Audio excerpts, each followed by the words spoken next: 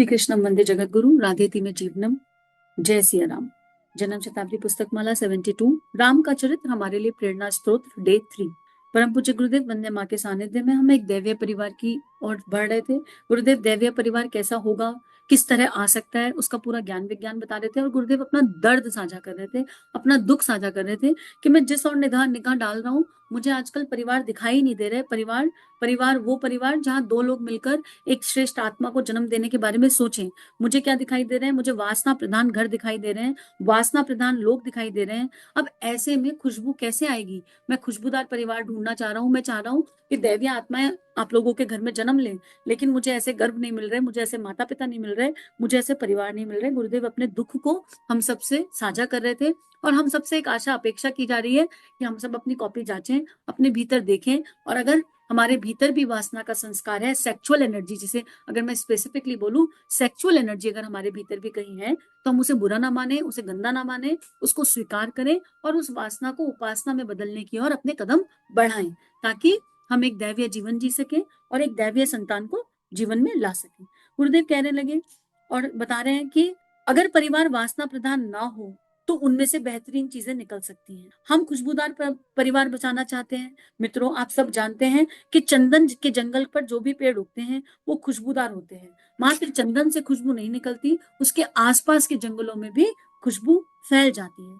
हम भी ऐसा परिवार चाहते हैं कि मात्र आपके एक परिवार से, आपके घर में एक दिव्य चेतना से पूरा गांव बदल जाए, पूरा शहर बदल जाए, आसपास सब जगह उसकी खुशबू फैलने लग जाए। हम परिवार समाज का वातावरण अच्छा बताना चाहते हैं, अपने लिए नहीं, आपके लिए।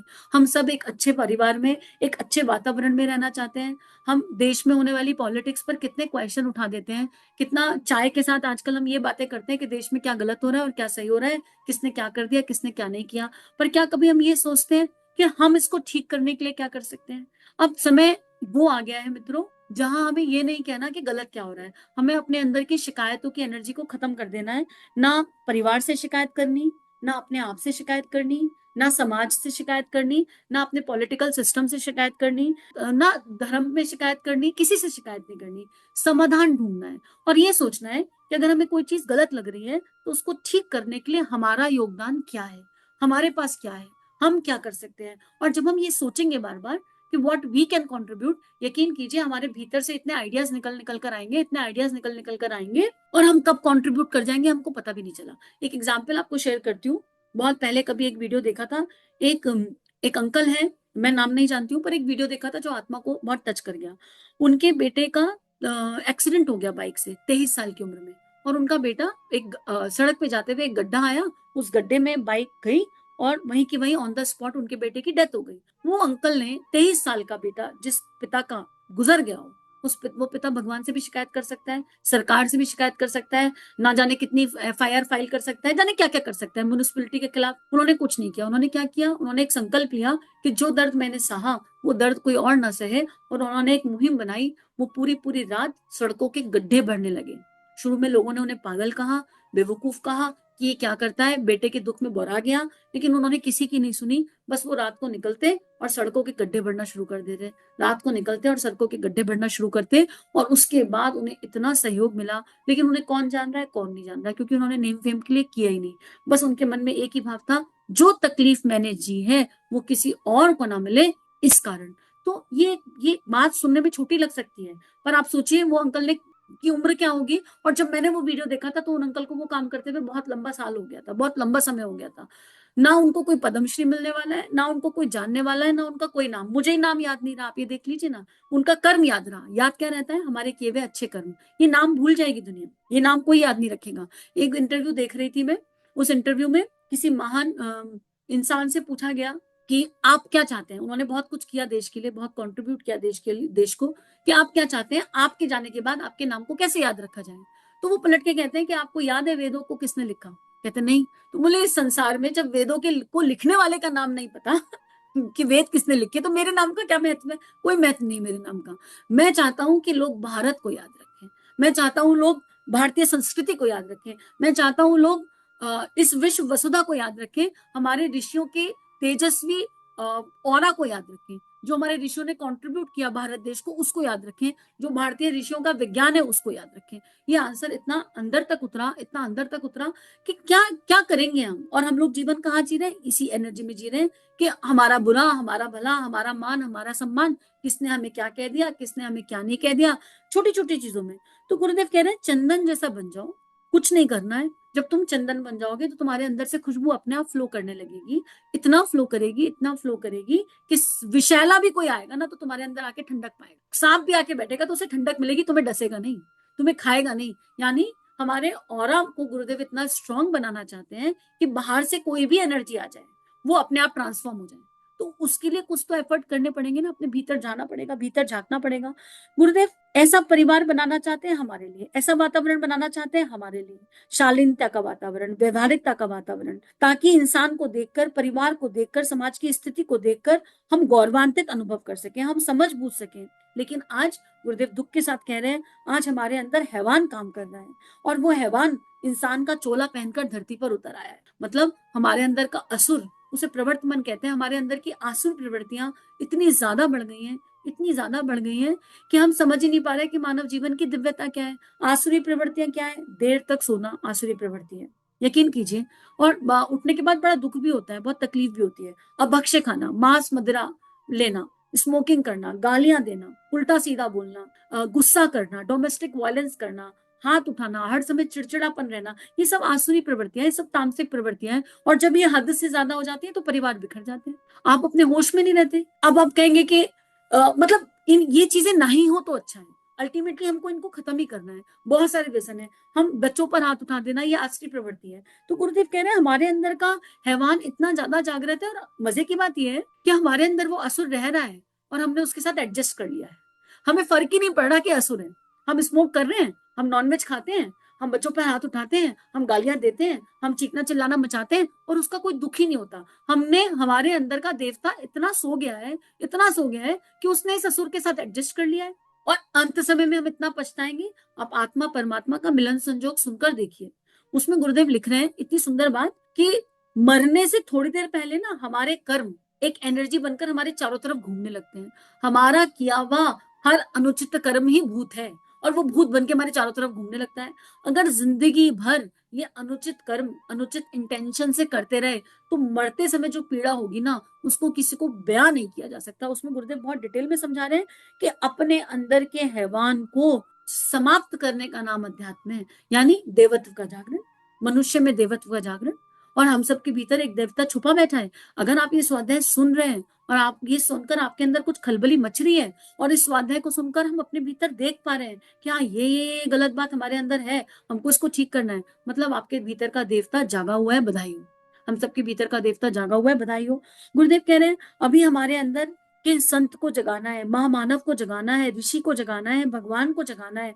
वो भी एक जीवन जीकर गए, वैसा जीवन कहाँ से आया। हम चाहते हैं कि हम ऋषि जीवन जिए, हम आपको ऋषि बनाना चाहते हैं। मानवता का जीवन जिए, जो देश का और समाज का उत्थान कर सके, ऐसा जीवन जिए। वह जीवन भी आपके भीतर छुपा है, वह कहीं बाहर से नहीं आया है। जो जीवन मीरा जी गई, जो जीवन भगत सिंह जी गए, जो जीवन परम पूज्य गुरुदेव जी गए।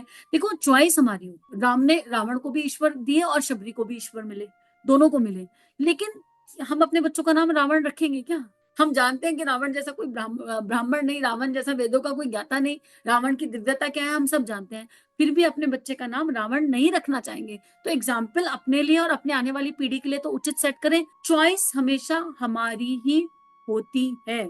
एक स्टोरी आती है जहां ये कहते हैं कि जो रावण का जो पूर्व जन्म है वो बड़ा दिव्य है, वो भगवान के द्वारपाल थे, भगवान के द्वारपाल थे। उनको चॉइस मिली, क्या चॉइस मिली? उनको चॉइस मिली कि या तो 3 जन्म असुर बनकर धरती पर आओ और असुर बनकर उत्पात मचाओ, तुम्हारे कारण मैं धरती पर आऊंगा, या 7 जन्म एक भक्त का जीवन जियो। चॉइस तो उन्हीं की थी। अब यहाँ इस चॉइस को सही या गलत या उचित या अनुचित नहीं ठहराया जा सकता। उनके मन में अपने ईश्वर के लिए इतना प्रेम था, इतना प्रेम था कि भगवान मैं आपके बिना नहीं जा सकता, 7 जन्म बहुत बड़ी बात होती है, नहीं हो पाएगा मुझसे, तो मैं तो 3 जन्म असुर बन के आने को तैयार हूं। उन्होंने ये चॉइस ले ली, ये भी भगवान की लीला। लेकिन वो चाहते तो 7 जन्म चुन सकते थे कि मैं 7 जन्म आपके बिना रहूंगा पर मैं किसी को दुख नहीं पहुंचा सकता, ये भी चॉइस थी। तो गायत्री रूपी विवेक हमारे पास है। भगवान कहीं दूर नहीं है, भगवान इसी क्षण में है, इसी पल में है, हमारे साथ। लेकिन भगवान की प्राप्ति के लिए भी किसी को दुख नहीं पहुंचाना चाहिए। भगवान को प्राप्त करना है, किसी को दुख पहुंचाकर क्या भगवान को प्राप्त किया जा सकता है? नहीं, ऐसा भगवान अपूर्ण रहेगा। तो भगवान मिलेंगे या नहीं मिलेंगे नहीं पता, लेकिन हमारे कर्म हमें ऐसे करने हैं जैसे राम के कर्म थे, जैसे कृष्ण के कर्म थे, जैसे विवेकानंद करके गए, जैसे देवीय महापुरुष करके गए, जैसे परम पूज्य गुरुदेव अपने जीवन से सिखा गए। हमारी इंटेंशन, हमारे इमोशंस नीट एंड क्लीन होने चाहिए, भावनाओं से भरे हुए होने चाहिए। गुरुदेव कह रहे हैं कि अगर आप एक उच्च जीवन जीना चाहते हैं तो आप महामानवों के जीवन चरित्र को अपना इष्ट बना लें। हमारे इष्ट कौन है आज की डेट में? हमारे आइडल कौन है? हम अपने आप से पूछें। हम अपने बच्चों को पूछते हैं आइडल कौन है, तो वो क्षमा कीजिए, किसी के लिए ऑफेंस नहीं है, पर आइडल शाहरुख खान, ऋतिक रोशन। किसी का आइडल मीराबाई नहीं होती, किसी का आइडल भगत सिंह नहीं होते, किसी का आइडल विवेकानंद नहीं होते। इसमें कमी क्या माता पिता की नहीं है? हमने बच्चों को सिनेमा दिखाया, कौन सी एज से दिखाया? गर्भ से दिखा रहे हैं। गर्भ में कितनी मूवी देख कर आए थे, लेकिन हमने महापुरुषों की जीवनी नहीं पढ़ी गर्भ में कभी। हमने बच्चे को सिनेमा दिखाया 6 महीने की एज से, 1 साल की एज में बच्चा रो रहा है, उसको समझ में नहीं आ रहा, पर हमको मूवी जाना है। मूवी जाना बुरा नहीं है, ये नहीं कहा जा रहा कि आप एंटरटेनमेंट त्याग दो, पर हम जा क्यों रहे हैं हमको ये तो समझ में आना चाहिए। हम कोई काम कर क्यों रहे हैं हमको ये तो समझ में आना चाहिए। अरे मूवी गए तो उसमें से कुछ सीखा तो होगा, जो सीखा वही बच्चे को बता दो। आज की मूवी में ये लर्निंग मिली। जब आध्यात्मिक दृष्टिकोण जागृत हो जाता है ना मानव का, तो उसके लिए कोई चीज सही गलत नहीं रहती, उसको हर जगह उसका इष्ट दिखाई दे जाता है, उसका ईश्वर दिखाई दे जाता है। फिल्मी गाने भी सुनेंगे ना, तो वो आप अपने इष्ट को अर्पित समर्पित कर सकते हैं, डाउट नहीं आएगा 1 मिनट के लिए भी। फिल्मी गाने जहाँ लिरिक्स बहुत अच्छे हैं, जहाँ दिव्य लिरिक्स हैं, दिव्य भावनाएं हैं, वो भी आप भगवान को अर्पित समर्पित कर सकते हैं। बट हमारी सोच बदले। तो हम क्योंकि बच्चों को वही दिखा रहे हैं, हमारे घर में कहीं फोटो लगा हुआ है, किसी के घर में फोटो लगा हुआ है भारत माता का, किसी के घर में विवेकानंद का फोटो है, भगत सिंह का फोटो है, हमारे घर में फिल्म स्टार्स के फोटो आ जाते हैं। लेकिन किसी के घर में किसी सिपाही का फोटो है, सोल्जर्स का फोटो है, जो देश के लिए शहीद हो रहे हैं उनका फोटो है। जब घर में होगा ही नहीं, मैंने अपने घर में एक्सपेरिमेंट करके देखा, मेरे घर में मां आनंदमयी का फोटोग्राफ लगा हुआ है, गुरुदेव बताते गए, हम करते गए।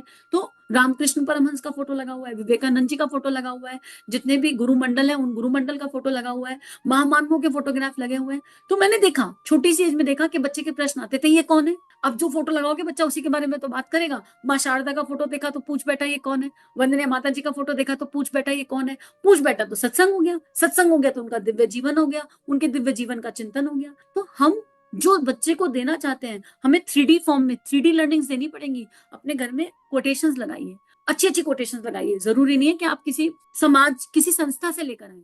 आपका बच्चा अगर 10th क्लास में है और उसको संस्थाएं समझ नहीं आती, तो आप अमेजोन से ऑनलाइन बहुत सुंदर सुंदर कोटेशंस मंगाइए और घर में लगा दीजिए। और आप देखेंगे कि जब वो कोटेशन लगी होंगी, बच्चा उन्हें बार बार पढ़ेगा, बार बार पढ़ेगा। इंग्लिश की मंगाइए, हिंदी की मंगाइए, उसके नीचे लिखा होना चाहिए कौन सी कोटेशन किसकी है। बच्चा जब उन्हें बार बार पढ़ेगा तो किसी ना किसी दिन आपसे उसके बारे में बात करेगा, बच्चे की एज कोई भी हो। हमें अपने घर की बोलती दीवारों का अर्थ यही होता है, हमारे घर की दीवारें बोलती भी होनी चाहिए। हमारे घर में, मेरे घर में भगवान बुद्ध का फोटो लगा हुआ है, तो उसके बारे में ऑन एंड ऑफ सत्संग हो जाता है। अच्छा, एक भगवान बुद्ध की पेंटिंग लगी हुई है, उस पेंटिंग में भगवान के 3 शरीर दिखाए हैं, एक छोटा फिर बड़ा फिर बड़ा, उस पर सत्संग हो जाता है। अपने घर की एनर्जीज को एलिवेट करना हमारा काम है। घर में हमें क्या करना है? 3D लर्निंग्स देने की आवश्यकता है। और गर्भ से ही, गर्भ से ही हमें एटलीस्ट ये नाम तो बच्चों को पता होने चाहिए कि रामायण के पात्र कौन कौन है, महाभारत के पात्र कौन कौन है, अनुसुईया कौन थी, गार्गी कौन थी, लोपामुद्रा कौन थी। ये नाम तो बच्चों को कम से कम पता होने चाहिए, कुछ पता होना हो। तो चलिए आज यही संकल्प उठाते हैं कि अब तक जो हुआ सो हुआ, कोई बात नहीं, पर इस पल से तो बदल सकते हैं। जो नहीं किया आप तो कर सकते हैं। अब ये मत सोचिएगा कि अब करके क्या होगा, नहीं होगा, बदलाव आएगा। अब अभी से कर लीजिए। आपका बच्चा कितना भी बड़ा हो कोई फर्क नहीं पड़ता, आपके बच्चे के बच्चे भी हो गए ना तो भी अंतर नहीं पड़ता। अभी से कर लीजिए, अंतर आएगा। उनमें नहीं आएगा, नाती पोतों में आ जाएगा। उनमें नहीं आएगा तो आस पड़ोस से जो आ रहा है उनमें आएगा। अरे उनमें नहीं आएगा तो अपने आप में आएगा। जो देखोगे वही तो बनोगे। अगर सामने मीरा जी का फोटो लगा दिया और रोज मीरा जी को देखोगे तो बाय डिफॉल्ट मीरा जी के गुण ट्रांसफर हो जाएंगे। राम दरबार लगा लिया अगर सामने, तो बाय डिफॉल्ट राम दरबार के गुण ट्रांसफर हो जाएंगे। सामने अगर एक ज्योति लगा ली, उगता हुआ सूर्य लगा लिया, तो उगते हुए सूर्य जैसी दिव्यता भीतर आ ही जाएगी। सविता देवता के गुण भीतर ट्रांसफर हो जाएंगे। कहीं कुछ हो या ना हो, अपने अंदर परिवर्तन आएगा। मान लो वो भी नहीं आ रहा, लेकिन आपको कहीं मान लो एकदम से बहुत तेज गुस्सा आ रहा है और अचानक से आपकी नजर माँ मीरा के बहुत बड़े से पोर्ट्रेट पर पड़ जाती है, या परम पूज्य गुरुदेव के मुस्कुराते हुए चेहरे पर पड़ जाती है, या भगवान श्री राम के चेहरे पर पड़ जाती है। आपको तुरंत एक ट्रिगर मिल जाएगा, यार क्यों गुस्सा कर रहे हैं हम, सामने वो फोटो, उस फोटो में इतनी एनर्जी होगी, इतनी शक्ति होगी, अगर आपने श्रद्धा विश्वास से लगाया होगा। और मंदिर को किसी एक कोने पे मत बनाइए कि मंदिर जाने के लिए कहीं गुफा से होकर गुजरना है। आपके हॉल्स में, आपके लिविंग रूम्स में ये सब होना चाहिए। आप वहीं रुक जाएंगे, कोई भी गलत करने से पहले वो फोटो की एनर्जी आपको रोक लेगी। इतने दिव्य हैं हमारे महापुरुष और संत। तो आज का स्वाध्याय यहीं पर गुरु चरणों में अर्पित समर्पित करते हैं। सभी अपना ध्यान रखिए और इस कंटेंट को विश्वव्यापी बनाने के लिए आप सभी का बहुत बहुत आभार। चलिए समाज में कुछ अच्छा बांटें। अगर ये वीडियोस आपकी लाइफ को कंट्रीब्यूट कर रहे हैं, ये भावनाएं आपके हृदय को स्पर्श कर रही हैं, तो इन भावनाओं को विश्वव्यापी बनाने में हमारी सहायता कीजिए। चैनल को लाइक कीजिए, सब्सक्राइब कीजिए और पूरे विश्व में इस चैनल को पहुंचा दीजिए, ताकि संतों की लेखनी से जन जन का कल्याण हो सके। जय हिंद, जय भारत।